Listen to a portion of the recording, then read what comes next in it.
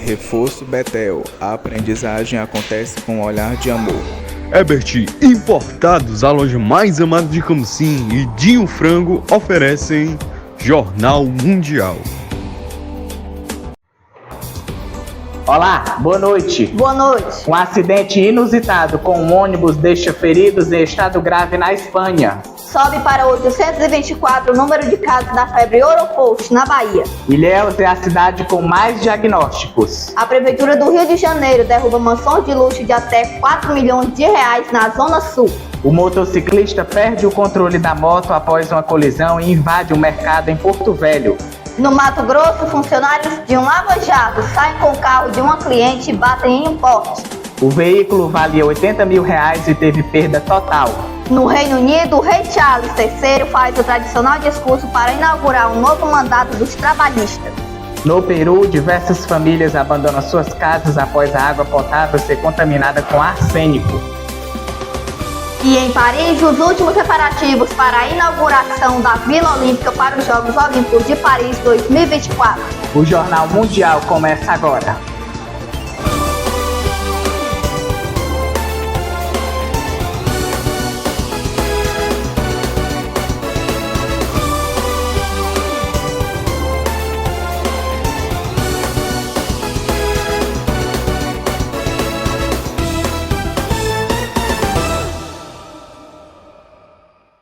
O Jornal Mundial de hoje inicia pedindo desculpas por uma notícia que anunciamos ontem na escalada, mas acabamos não noticiando.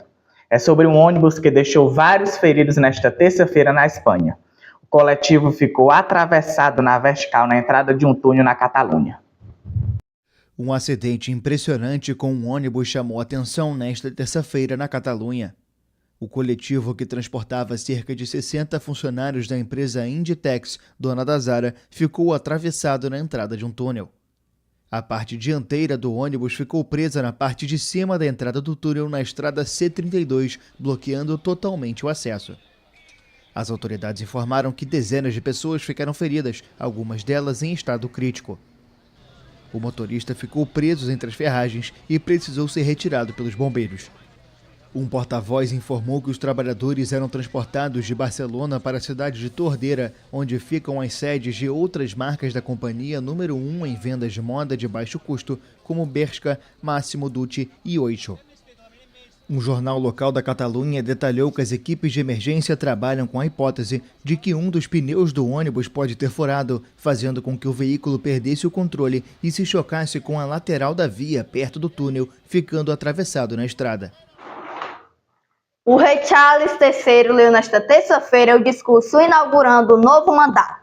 O Partido dos Trabalhistas assumiu o poder depois de 14 anos dos conservadores no governo do Reino Unido.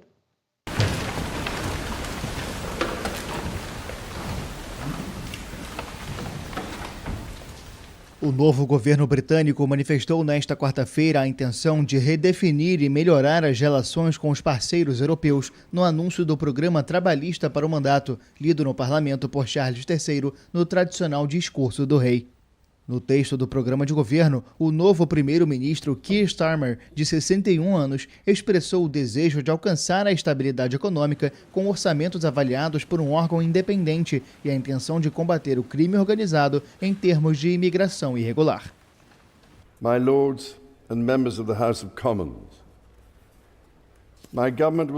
Lordes e membros da Câmara dos Comuns, meu governo vai governar a serviço do país. O programa legislativo do meu governo vai ser movido por uma missão e baseado nos princípios de segurança, justiça e oportunidade para todos. Garantir o crescimento econômico vai ser uma missão fundamental. Meu governo vai buscar uma nova parceria tanto com as empresas quanto com os trabalhadores para ajudar o país a superar os recentes desafios do custo de vida ao priorizar a criação de riqueza para todas as comunidades. O executivo trabalhista, que chegou ao poder depois de vencer as eleições de 4 de julho, também anunciou a intenção de abolir os direitos hereditários de cerca de uma centena de membros da Câmara dos Lordes.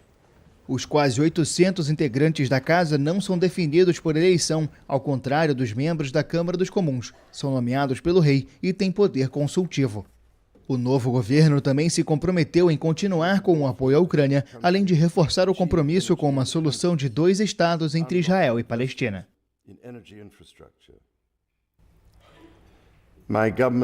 Meu governo vai desempenhar seu papel na tentativa de garantir a paz de longo prazo e a segurança no Oriente Médio. Está comprometido com uma solução de 2 estados em uma Israel segura, ao lado de um viável e soberano Estado palestino. A vitória de Starmer foi esmagadora, com 411 deputados dos 650 da Câmara dos Comuns, o que permitiu obter maioria absoluta contra os conservadores, que estavam há 14 anos no poder. De acordo com o protocolo, pouco antes da chegada do rei a Westminster, os guardas reais realizaram a inspeção ritual dos porões do parlamento em busca de explosivos, legado da tentativa fracassada dos católicos de explodir o edifício em 1605. Mantendo a tradição, a deputada trabalhista Samantha Dixon foi simbolicamente mantida como refém no Palácio de Buckingham para garantir o retorno seguro do rei à residência oficial. Um motociclista invadiu um estabelecimento comercial após se envolver em um acidente com o veículo da Empresa de Desenvolvimento Urbano na manhã desta quarta-feira, na zona norte de Porto Velho. A porta de vidro do local ficou completamente destruída. Segundo testemunhas, o acidente aconteceu durante o fluxo contínuo da via. O motociclista, que estava na faixa direita, decidiu trocar para a faixa esquerda. Ao executar a manobra, ele bateu no carro da Empresa de Desenvolvimento Urbano, que vinha na faixa esquerda. Com o impacto, o motociclista perdeu o controle e invadiu um estabelecimento comercial. Câmeras de monitoramento mostram o momento em que um homem invade o local e destrói a porta de vidro. Uma mulher que estava próxima ao caixa do mercado foi atingida. A mulher e o motociclista foram socorridos e levados ao hospital. O acidente causou somente prejuízos financeiros na estrutura do estabelecimento. 2 funcionários de um lava-jato bateram o carro de uma cliente contra um poste após perderem o controle da direção no bairro Distrito Industrial, em Sinop, a 480 quilômetros de Cuiabá. Imagens registradas por testemunhas mostram um veículo, avaliado em cerca de R$80 mil, destruído. O suspeito relatou à polícia militar que pegou o automóvel no lava-jato sem autorização e que estava indo para a casa da namorada. Ele não possui carteira nacional de habilitação. A proprietária do carro contou que o veículo deu perda total. Ela disse que já conhecia o estabelecimento e que, até então, nunca teve problemas. Ela disse que ainda está pagando o veículo que comprou há cerca de 2 anos e, segundo ela, o carro não possui seguro. O caso deve ser investigado pela Polícia Civil. A seguir, no Rio de Janeiro, a prefeitura derruba mansões de luxo de até R$4 milhões. E no Peru, diversas famílias abandonam suas casas após a contaminação da água potável por arsénico.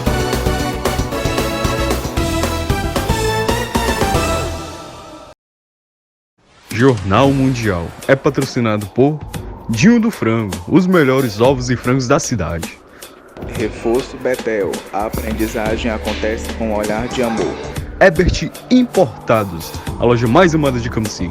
E Autoescola Diamante, iluminando a vida no trânsito. Vem ser diamante.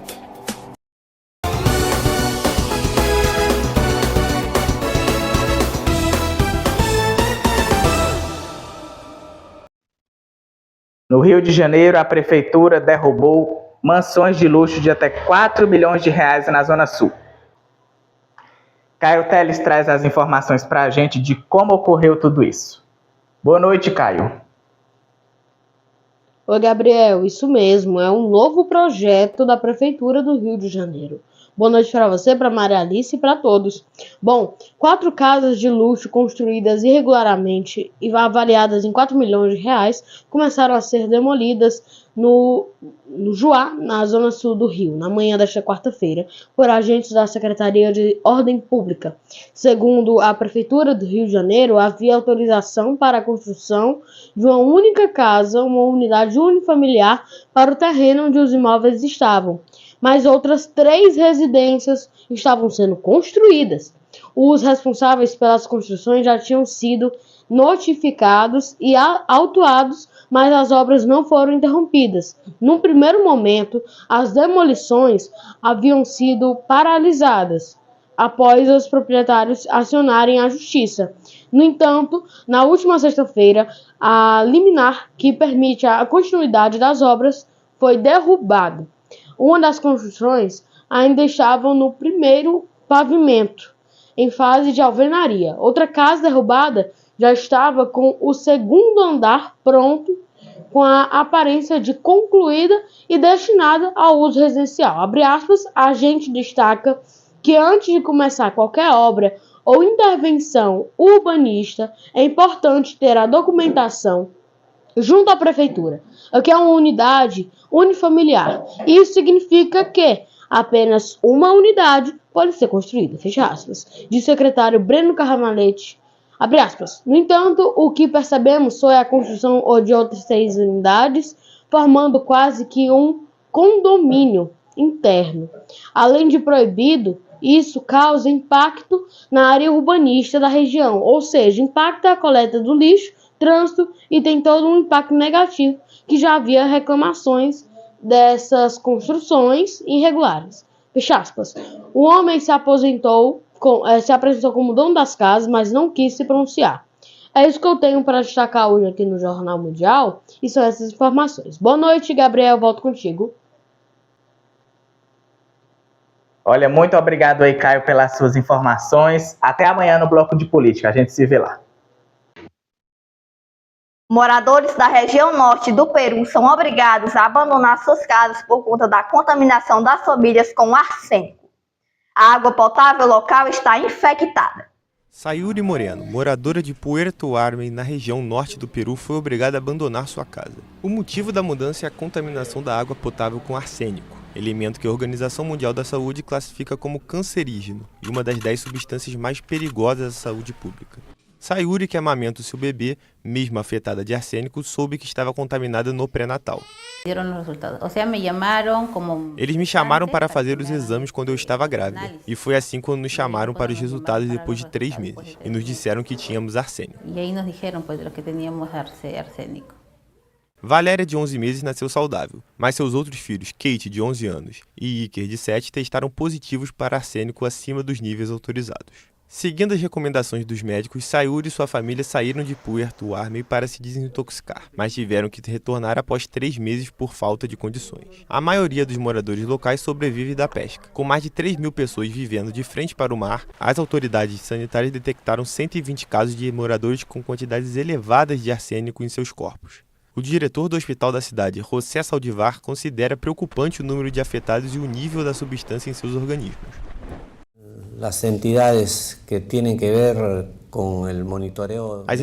têm a ver com o monitoramento ambiental teriam que agir. Até agora não temos respostas concretas. Não se sabe de onde vem esta contaminação.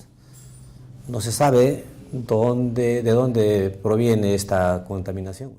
O nível máximo permitido de arsênico no corpo é de 20 microgramas por litro de urina, de acordo com o Ministério da Saúde do Peru. No caso de Sayuri, seus exames mostraram uma concentração de 60 microgramas por litro. Sua filha mais velha, 81 microgramas, e Iker registrou 70 microgramas. O envenenamento agudo por arsênico pode causar desde lesões na pele até câncer de pele, de bexiga e de pulmão. Os casos mais extremos são tratados com quelante. Hora de sabermos da previsão para amanhã.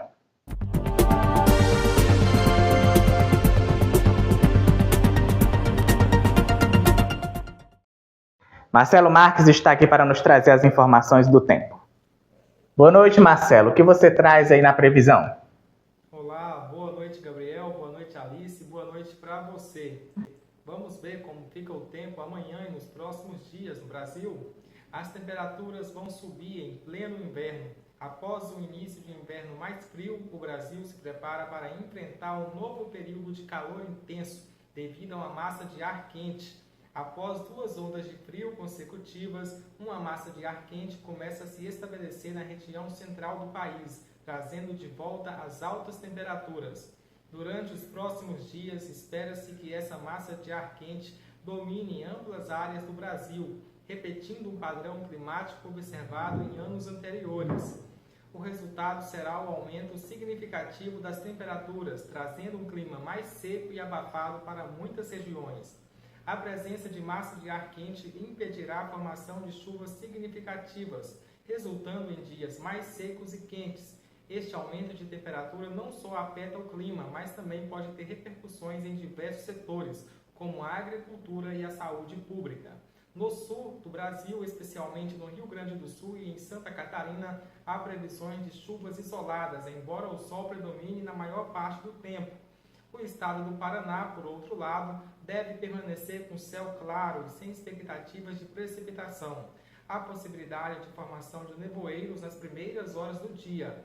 A região centro-oeste, conhecida por suas variações climáticas acentuadas, já está sob a influência de uma massa de ar seco que inibe a formação de nuvens e mantém o clima quente e seco durante o dia, com umidade variando entre 21% e 30% nas horas mais quentes. Da mesma forma, o norte do Brasil apresenta características similares, com dominância de sol forte e baixa umidade, o que aumenta o risco de incêndios. No entanto, algumas áreas como o norte do Amazonas e Roraima podem esperar chuvas intermitentes e intensas.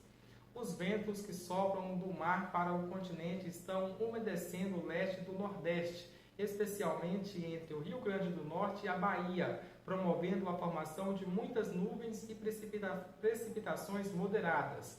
Em resumo, a formação intensa e abrangente do sistema de alta pressão atmosférica continua a amoldar o clima em vastas áreas do Brasil, embora contribua para a escassez de chuvas e aumento das temperaturas em muitas regiões, também propicia a chegada de umidade em outras, equilibrando as condições climáticas no geral.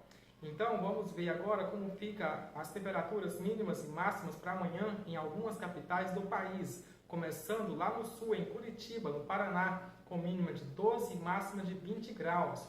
Em Cuiabá, no Mato Grosso, a mínima será de 18 e a máxima pode chegar aos 34 graus. Em Boa Vista, Roraima, a mínima será de 24 e a máxima não passa dos 30. No Rio de Janeiro, a capital carioca terá a mínima de 17 e máxima de 28. Em Recife, no Pernambuco, a mínima será de 23 graus e a máxima será de 29. Já em Natal, no Rio Grande do Norte, a mínima será 22 e máxima de 28 graus. Uma boa noite a todos e até amanhã. Alice e Gabriel.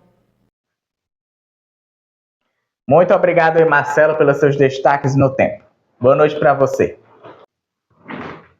Veja a seguir, sobe para 824 o número de casos da febre Europost na Bahia. E a preparação para os Jogos Olímpicos em Paris.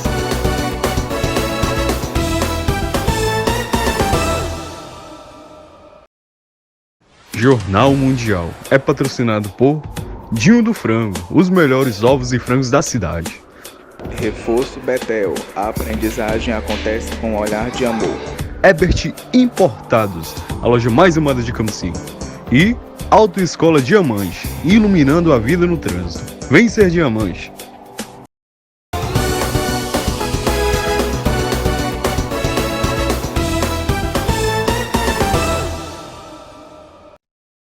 Subiu para 824 o número de casos da febre Europost na Bahia. Rodrigo Jesus é quem traz essas informações sobre os casos para a gente. Boa noite, Rodrigo. É isso mesmo, Alice. Boa noite a todos. Subiu para 824 o número de casos confirmados de febre Europost na Bahia. Os dados mais recentes foram atualizados na última quinta-feira, após levantamento do Laboratório Central de Saúde Pública LACEN. A doença foi mapeada em 58 municípios do estado. O primeiro caso da doença em Salvador foi registrado em 10 de abril. Em todo o estado, Ilhéus lidera a lista com 109 diagnósticos positivos. Logo em seguida estão Gandu, com 82, e Uruçuca, com 68. Todos eles ficam no sul da Bahia. A febre Europost é uma doença viral transmitida pelo inseto Colicoides paraensis, conhecido popularmente como maruim ou mosquito pólvora. Até o momento não há registro de transmissão direta entre pessoas. Os sintomas incluem febre, dor de cabeça e dores musculares, semelhante de outras arbovirais como dengue e chikungunya.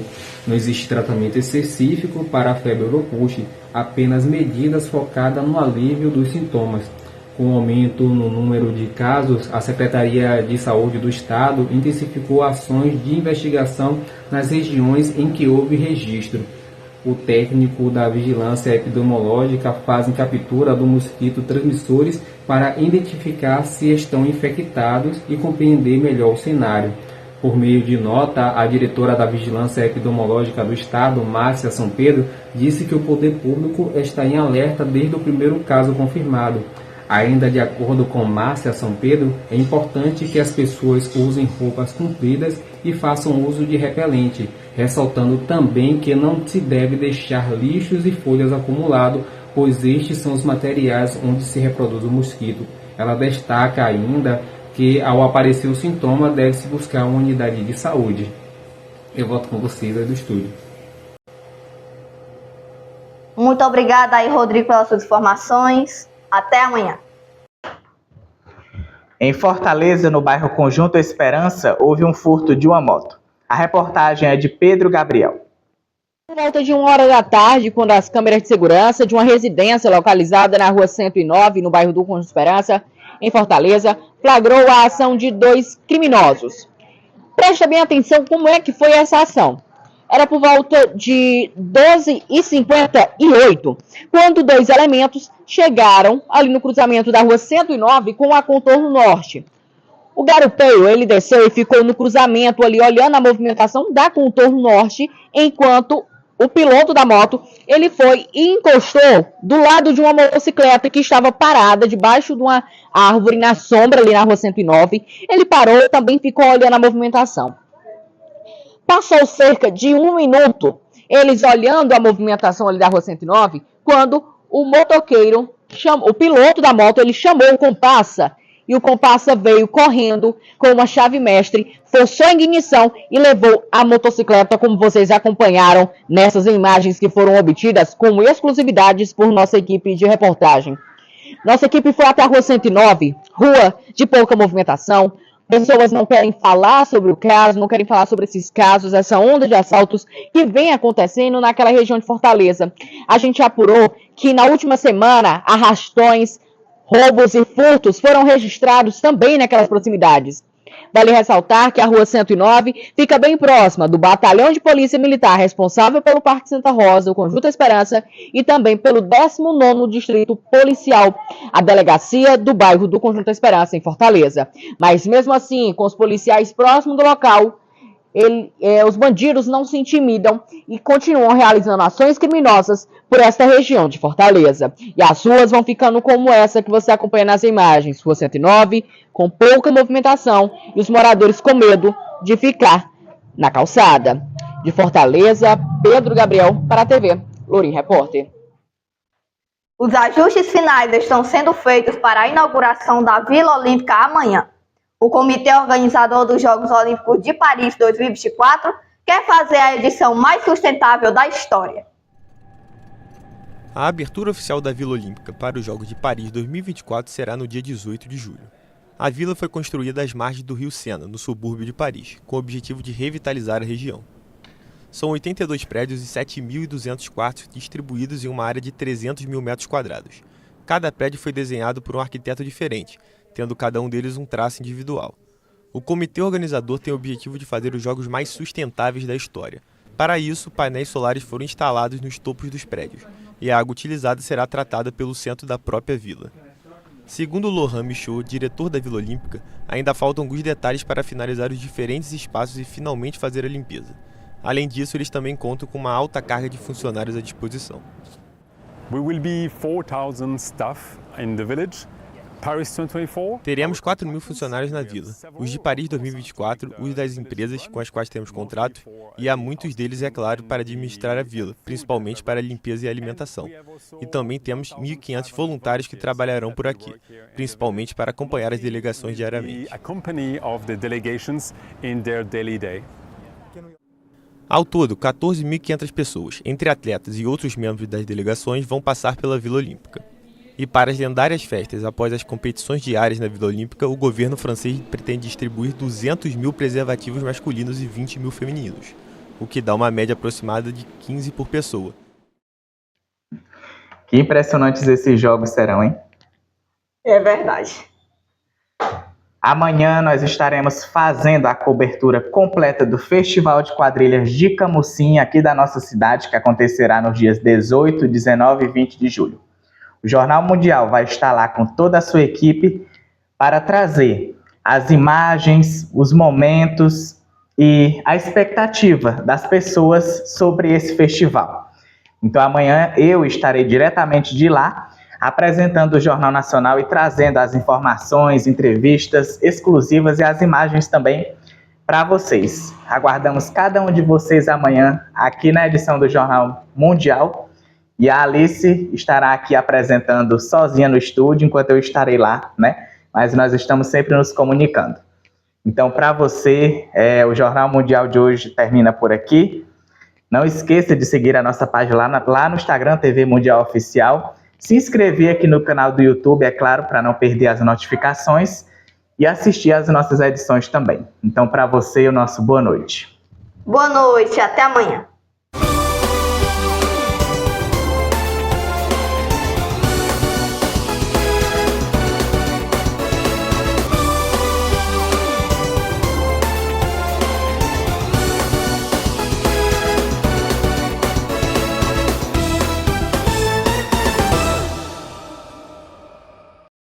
Jornal Mundial.